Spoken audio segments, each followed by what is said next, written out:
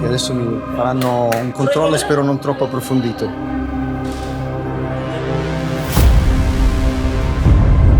Mi interessate comunque che io mi senta abbastanza a mio agio e sicuro, cerchiato da centinaia di ragazzi che comunque stanno scontando una pena.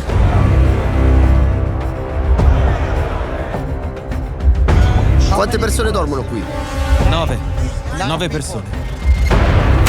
Io sono in prigione perché ho coltellato una persona. Io sono qui per omicidio.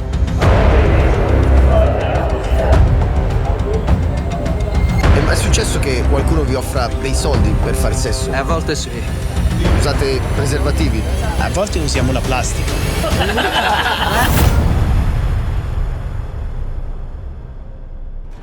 Il mio nome è Giuseppe e ho una missione: girare il mondo per incontrare i personaggi più straordinari del pianeta e fargli una semplice domanda: cos'è per te la felicità? Benvenuti nel progetto Happiness.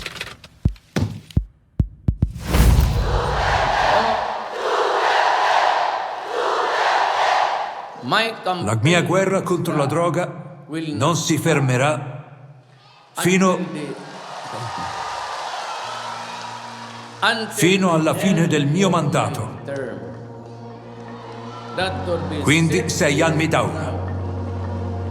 Finché l'ultimo spacciatore e l'ultimo signore della droga saranno... Le Filippine hanno un grosso problema: il sovraffollamento impressionante delle carceri.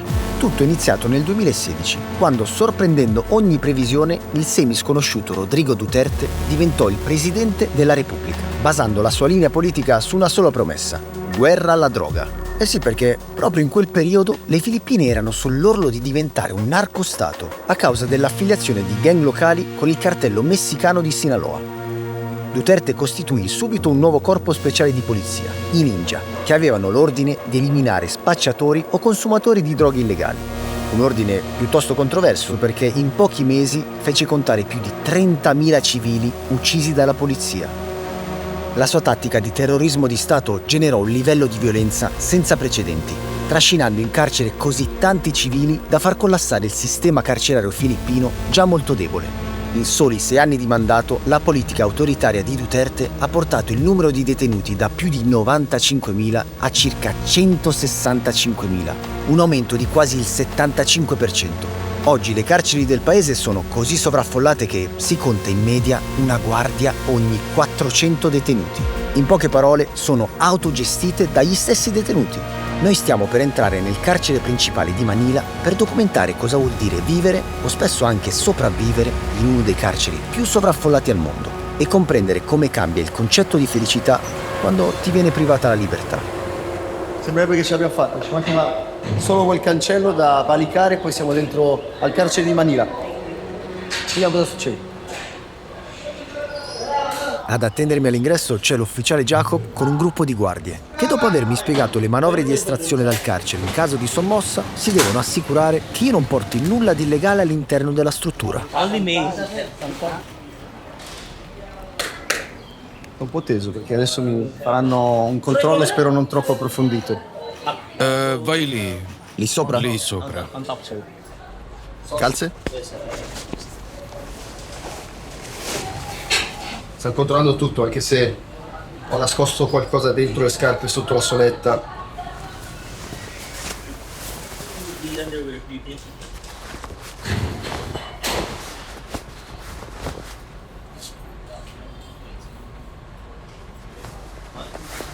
Allora, è stato abbastanza light come controllo, però sono sicuro che quando sanno che c'è un detenuto che sta entrando fanno un controllo molto più approfondito.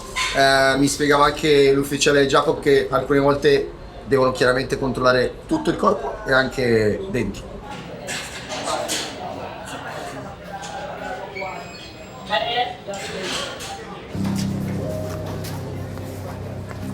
Tutti quelli che vedi indossare una maglietta gialla sono persone private della libertà, ovvero PDL.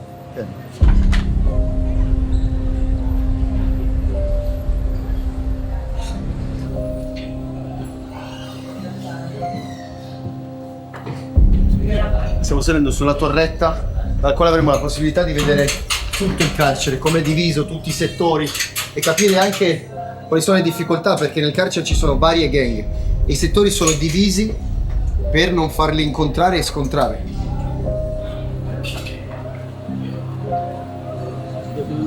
Wow!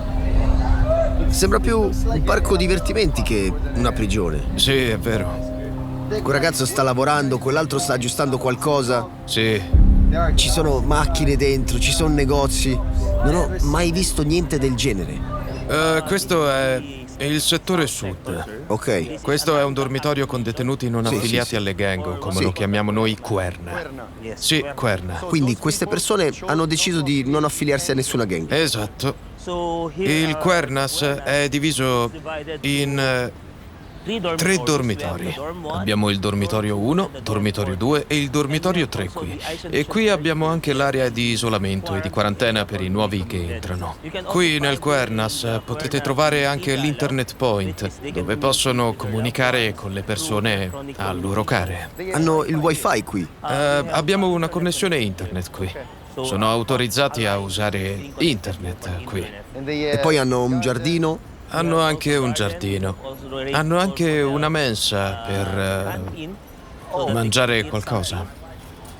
Abbiamo anche un panificio lì. Un panificio. Sì, gli serviamo anche il pane e cose del genere. È lontanissimo dall'idea che avevo di un carcere, ma credo di dovermi aspettare molto di più di così da questo qui.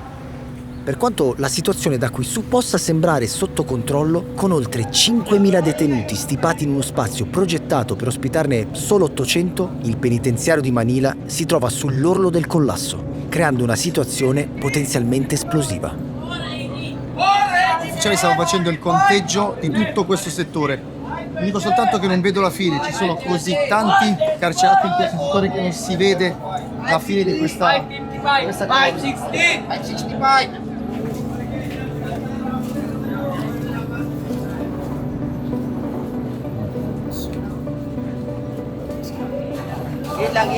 Gilid.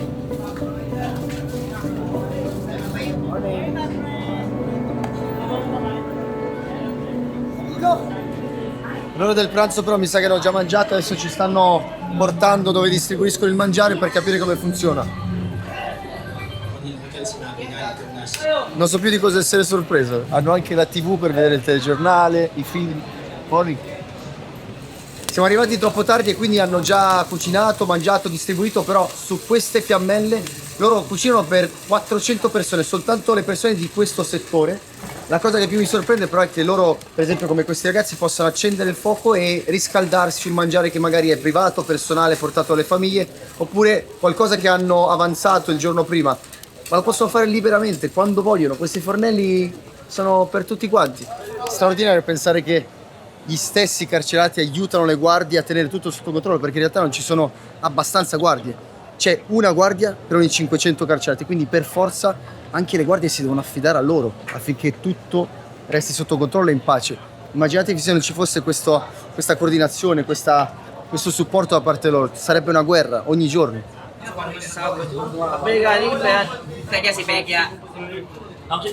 Questo è davvero interessante. I carcerati di questo settore hanno 3 minuti al giorno per chiamare le proprie famiglie da questi telefoni, però le conversazioni sono pubbliche perché c'è una fila interminabile che aspetta di parlare e loro devono chiamare magari le proprie mogli, i propri figli, parlare davanti a tutti per 3 minuti, tutti i giorni. Non ti importa che tu non possa avere una conversazione privata? Forse vuoi chiamare tua moglie o i tuoi figli? Sì, è sempre così, solo per i bambini. In realtà sono conversazioni sui bambini, sulla scuola, cose così. Ok. Sì. E come queste, sì. Una conversazione normale? Una conversazione... No. Nessuna conversazione segreta. No. Perché sei qui? Sono qui per omicidio. Omicidio? Sì. Oh, wow. Quanti anni di condanna? Mi hanno dato dai 30 ai 40 anni.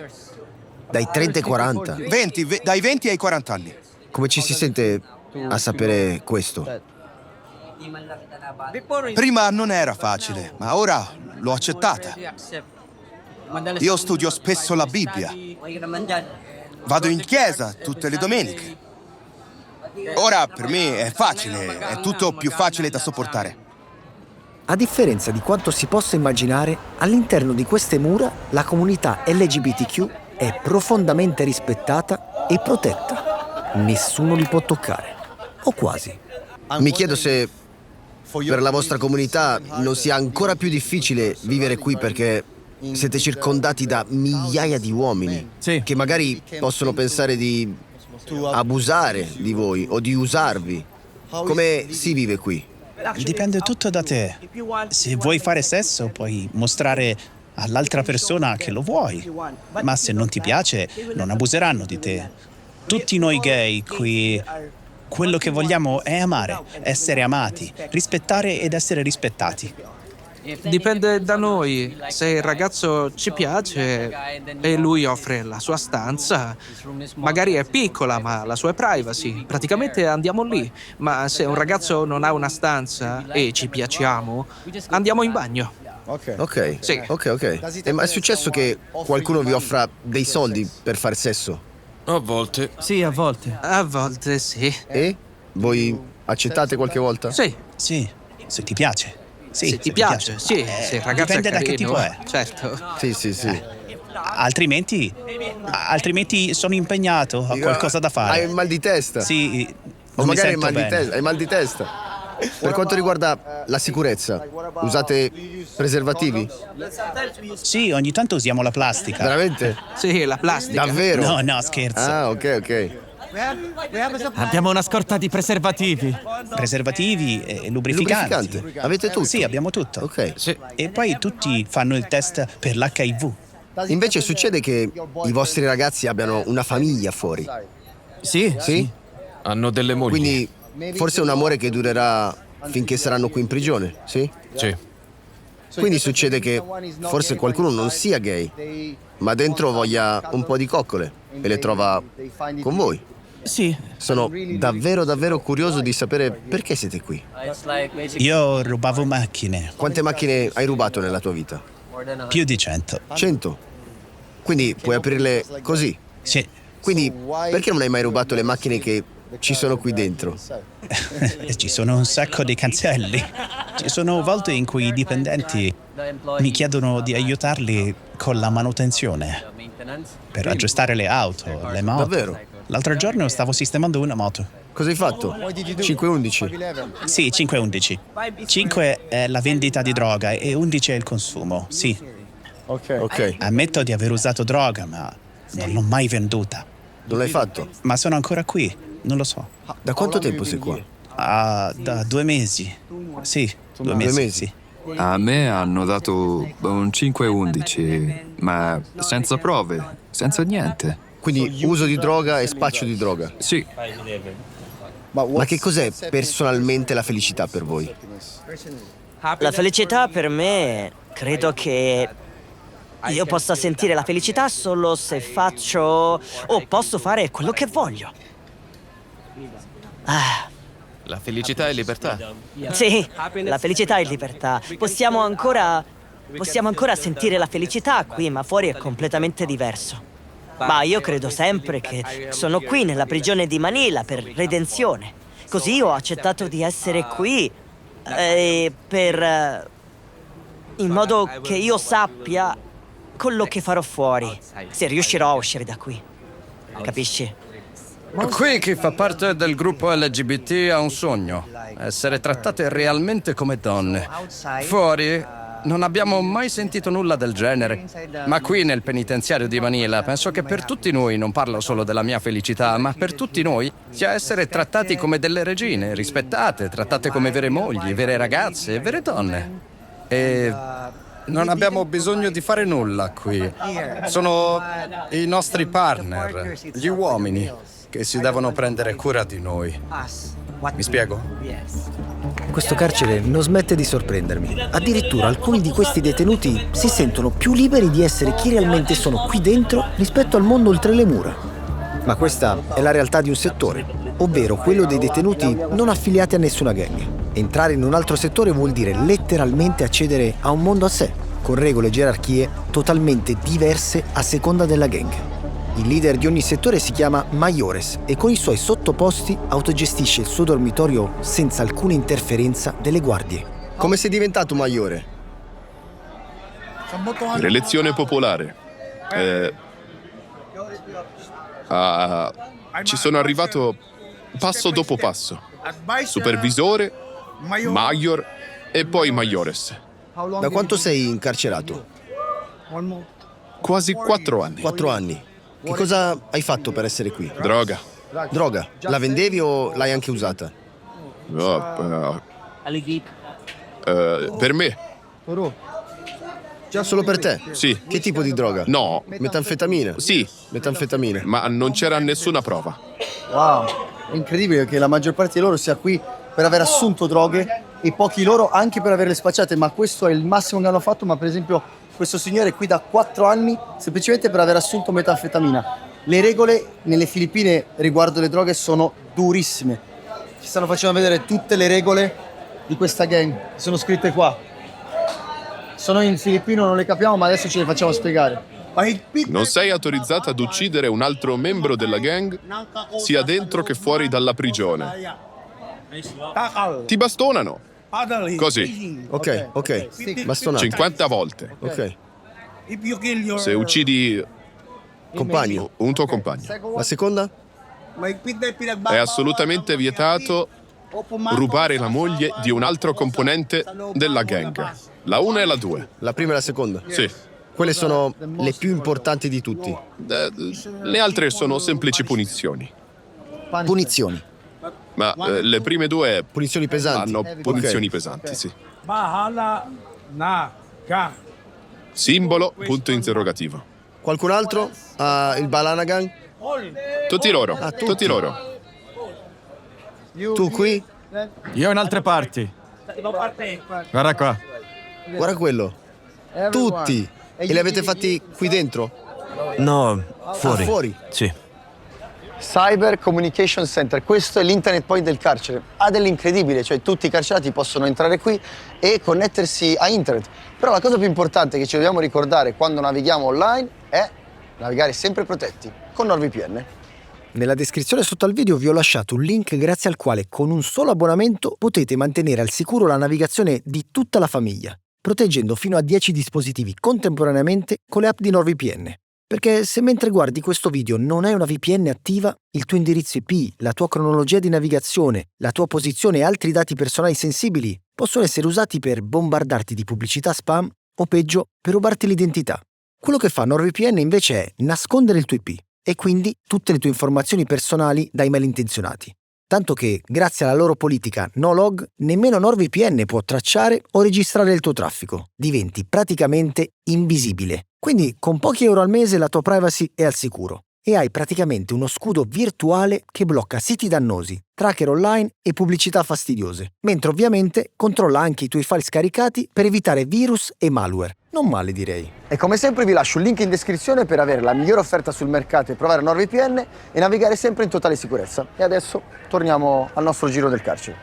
Stiamo andando con il braccio destro del Mayore dentro il dormitorio.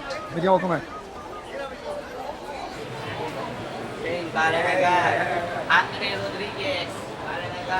Ho capito adesso qual è il simbolo. Cioè, fanno così perché questo è un punto di domanda. Questo è il punto e la domanda. Quindi questi sono i dormitori? Sì, questi sono dormitori. Abbiamo una popolazione di 600 persone. Solo in questo settore? Sì, per questo settore. Quante persone ci sono qui? Ehi ragazzi!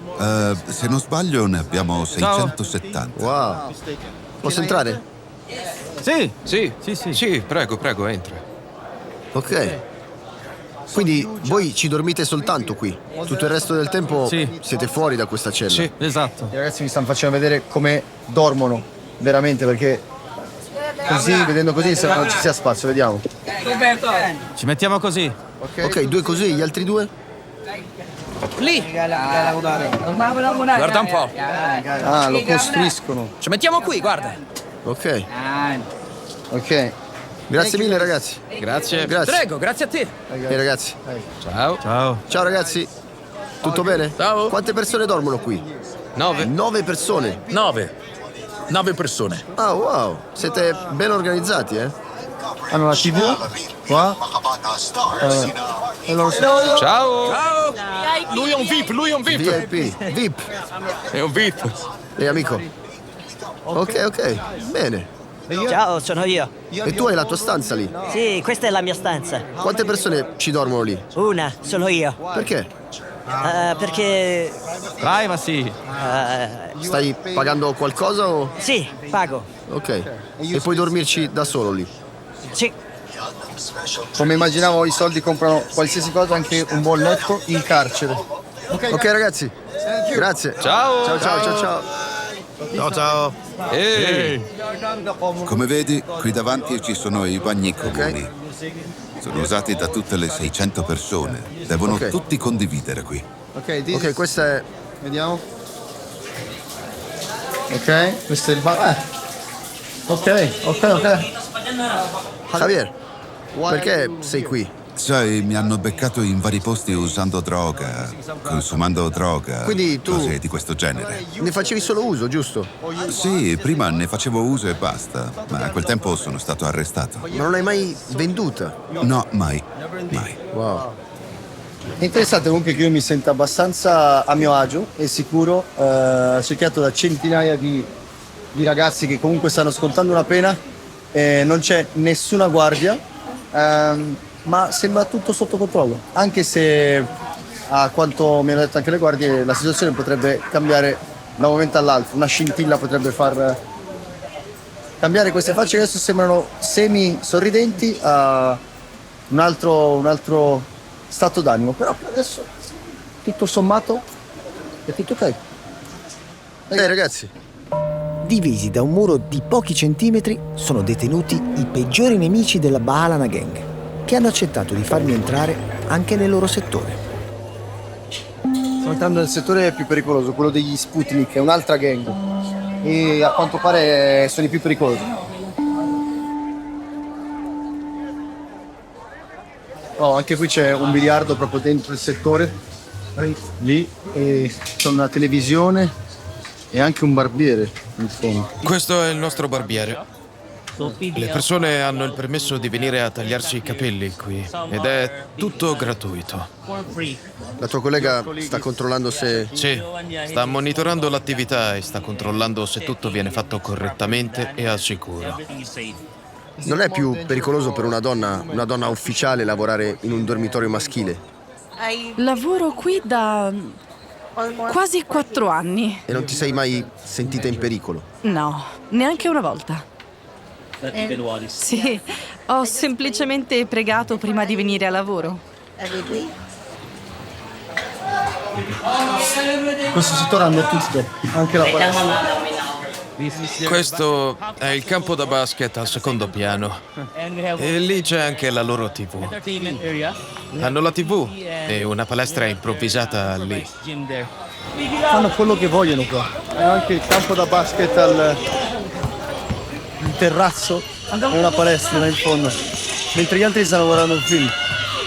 Incredibile. Non sarei mai immaginato di trovare un carcere così. Qual è il simbolo di questa gang? I simboli di questa gang sono i 4 puntini. Una navicella spaziale. Questa qui. E questa qui. E questa. Il coniglio. Ognuno di loro ha il tatuaggio della gang Sputnik, che sono o 5 puntini o una navicella spaziale oppure un coniglio con un orecchio alzato e un altro abbassato. E ognuno di loro ce lo deve avere per dimostrare la loro fedeltà e affiliazione alla gang a cui appartengono. Anche qui hanno un maiore che si chiama Eric Nunez, è proprio scritto lì sul muro. Lui è il maiore, poi c'è il secondo. Ci sono tutti i nomi, tutta la gerarchia di questa nuova gang che si chiama Sputnik è scritta lì, e anche loro ovviamente hanno la Magna Carta, le loro 10 regole da seguire affinché possano far parte di questa gang.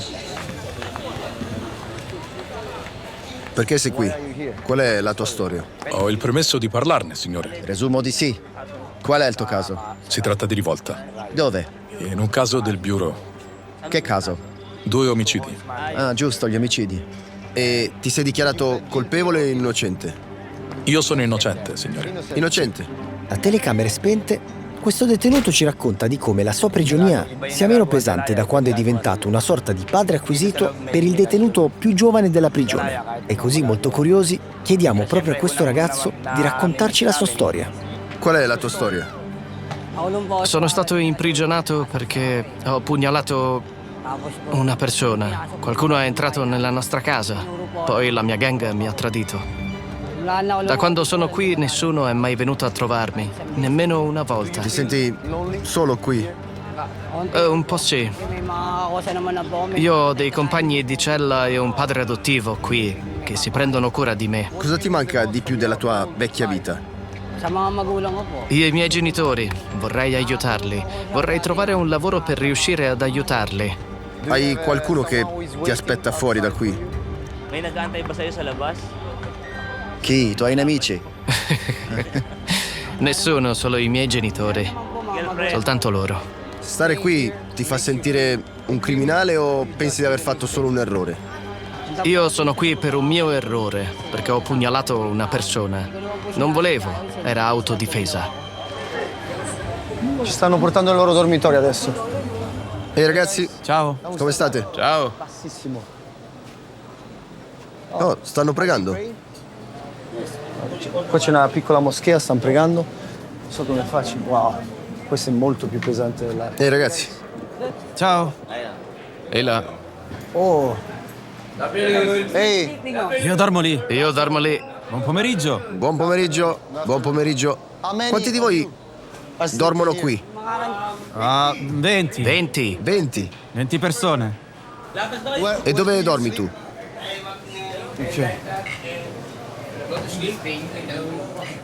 Accendi la luce. Questo è il tuo letto? Bene, bene. Questo è tutto quello che hai? Non hai altre cose con te? Quando sono arrivato qui non avevo nulla. Queste sono cose lasciate da vecchi compagni di cella. Grazie. Grazie a te. Mio padre è Ciampaloloi. Ciampaloloi. Ok. Guardalo. Bene.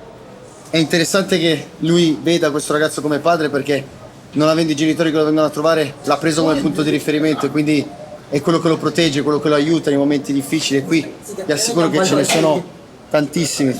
Per esempio questa stanza ha un odore fortissimo, c'è una puzza di pipì incredibile, io non so il perché però credo che non ci siano bagni e forse le facciano in delle bottiglie. Ok ragazzi, grazie mille. Grazie.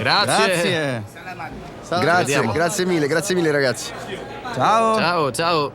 Spero solo che in una prigione dove le gang dettano legge, un ragazzo così giovane possa trovare la determinazione per credere che esista una vita al di là della sua pena, una vita senza criminalità. Ma mentre esco dal settore degli Sputnik, tra un gruppo di detenuti ne noto uno che tra le migliaia di maglie gialle sembra un alieno. Che cosa hai fatto per essere in questa prigione? In Australia ho un mandato di arresto per cospirazione a importare cocaina dal Sud America all'Australia. Ma nelle Filippine non ho nessun crimine. È solo per la legge di estradizione che mi trattengono qui. Perché tu eri stato catturato qui? No, sono stato catturato in Australia, ma sono scappato dall'Australia e mi hanno preso qui. Sei fuggito dalla prigione? No, non sono scappato. Ero fuori su cauzione, ho comprato una barca a vela e l'ho preparata e sono partito. Ho navigato per tutto il mondo per 2 anni e poi mi hanno trovato qui nelle Filippine. Solo per spiegarti, non sono in una gang. Quindi sì, la zona in cui andremo ora è per tutti quelli che non fanno parte delle gang. Siamo in circa 500. Invece queste aree sono delle gang. Vivo in quel dormitorio laggiù. Posso vedere il tuo dormitorio? Sì, certo, va bene. Questa è l'area comune. Arriva fino in fondo dove vedi le luci. Sì. Ti ci porto io. La mia camera è laggiù. Quindi durante il giorno quest'area è comune, ma di notte qui c'è tutta gente che dorme. Ok, dormono ovunque? Sì, da tutte le parti.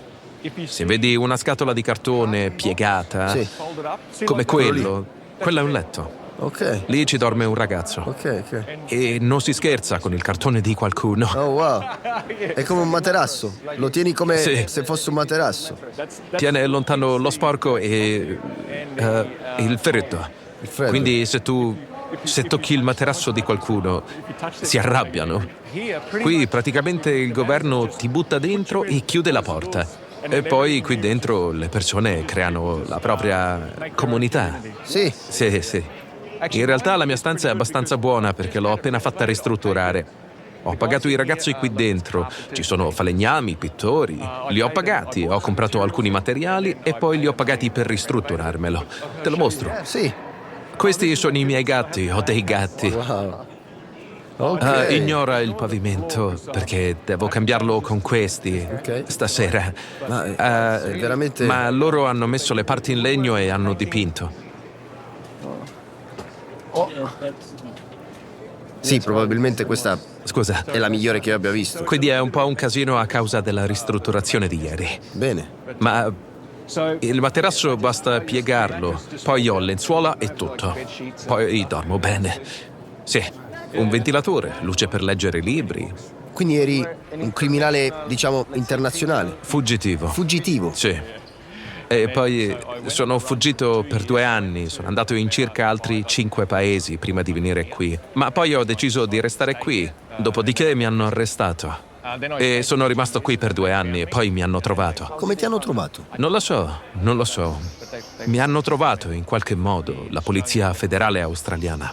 Sono passato dall'essere ricco come un milionario ad avere quasi nulla. Ora vivo solo nelle prigioni. Se ti chiedessi, sei colpevole? Sì. Il crimine è cospirazione. Significa fare un piano, ma non farlo, effettivamente. È per questo che sono stato arrestato. Facevo parte di un gruppo, ma siamo stati catturati perché preparavamo un piano per portare cocaina dal Sud America all'Australia. Siamo stati catturati prima che succedesse qualcosa. Ma in Australia è comunque un crimine da ergastolo. Ergastolo? È più di un omicidio, in realtà. Quanti chili avevi intenzione di... 100 kg. 100 kg? Sì, era questo il piano. Ma perché l'hai fatto? Avevi già i soldi, mi hai detto. Nel 2007 ho quasi fallito per un errore che ho fatto con alcuni dirigenti con cui lavoravo. E io avevo qualche milione di dollari di debiti. Quindi avevo i soldi, ma poi li hanno persi.